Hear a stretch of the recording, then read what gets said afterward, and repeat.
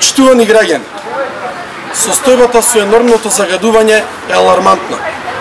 Загадениот воздух, без исклучок, е закана за сите кои работат или живеат на територија на општината.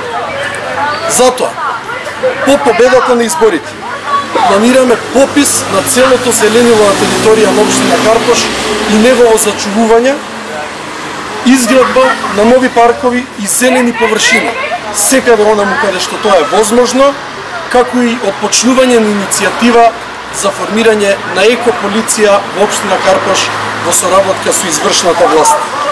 На овој начин ќе се заштити и унапреди постоечкото зеленило и ќе се лоцираат и казнат загадувачите во општина Карпош. Гарантираме чист воздух и поголеми зелени површини на територија на општина Карпош за сите карпошани и за сите граѓани на општината.